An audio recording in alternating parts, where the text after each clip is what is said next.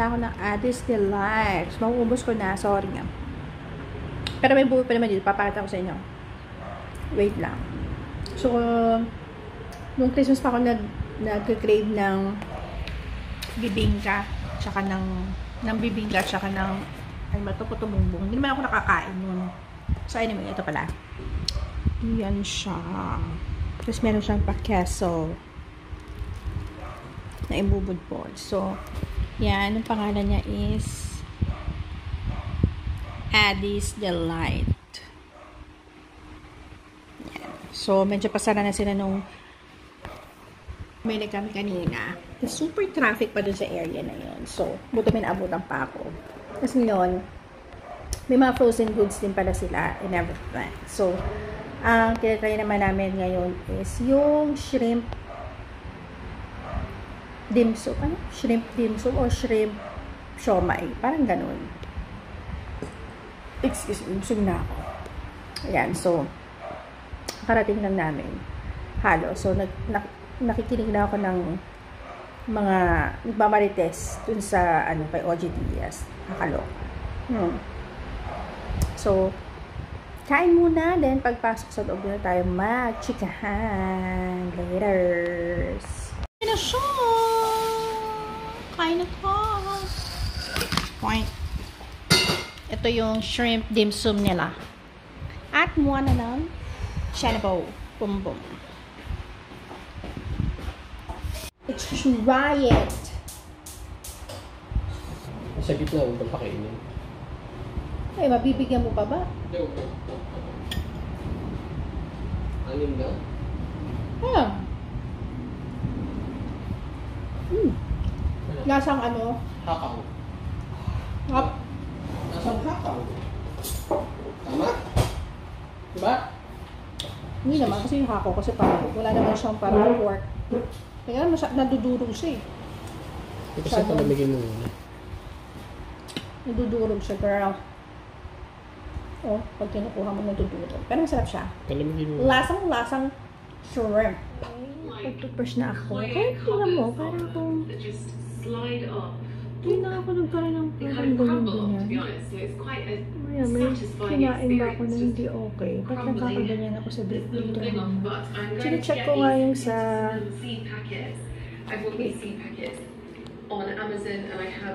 hindi ko rin kung naririnig niyo ako. So, yun ha.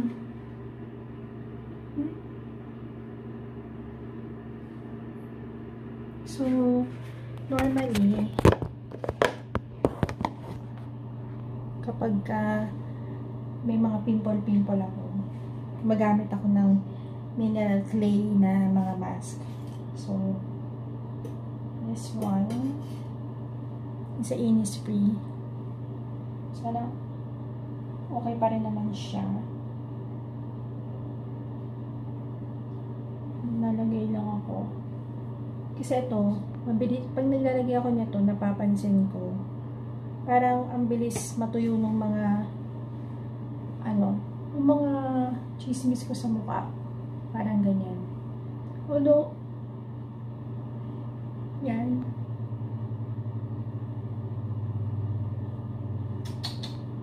Ay, nako. Yan, so, para matuyo lang. Sana ay ma-effect pa din. Tagal na itong clay mask na to sa akin kasi nga lagi ko siya nakakalimutan gamitin. So hopefully bukas dyan na lang muna. Muna yung taas kasi ito lang naman yung may mga chismis na eme. Yan, patutuyuin ko lang yan. Tapos tulog na tayo. Actually, inaantok na. Medyo nagpapababa na ako ng kinain. Kasi talaga, ipasok talaga nung taon. Napansin ko, sobrang, ano ko naman, sobrang gana ko namang kumain. To the point na parang halos, yung feeling na busog. Di ko alam kung bloated lang ba ako o talagang busog ako dun sa kinain. Ayan. So, patutuyuin ko lang to. Nanonood muna ako ng YouTube. Kasi, super busy sa office kanina. As in, hindi na rin ako nakapag-vlog masyado kasi nga, ang daming ginagawa. So, yun. Siguro, lagi nilang talaga ginagawa natin everyday kung ano lang. Yun. So, tuyuin ko lang to. Okay, so, while waiting matuyo yung nasa mukha ko, what I normally do sa gabi is put magnesium oil. Yan. So, naglalagay ako niyan sa paa, saka dyan sa braso ko kasi lagi siya masakit. Lalo na dyan sa elbow. Diba nga, nabanggit ko na yan since December ata o November. So, masakit siya. So, sabi, yung magnesium oil daw nakaka-help. So, yan, naglalagay ako for both elbow, tsaka yan, arms. And then, pati sa paa. Taray! Pati sa paa. Yan. So,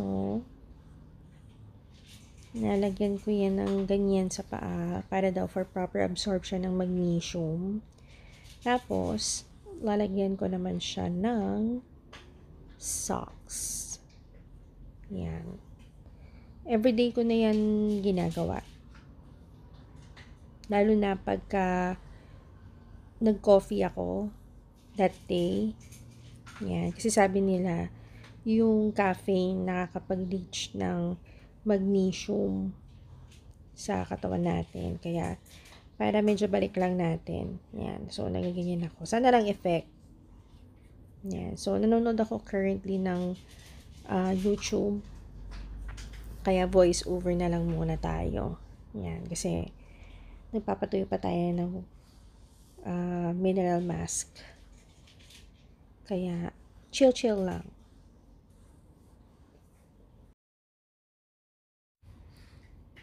And then, maglalagay din ako ng lip sleeping mask ng Clavu. Ganda to. So, para hydrated ang ating lips. Yan. Maubos na rin naman siya. Kasi konti lang to.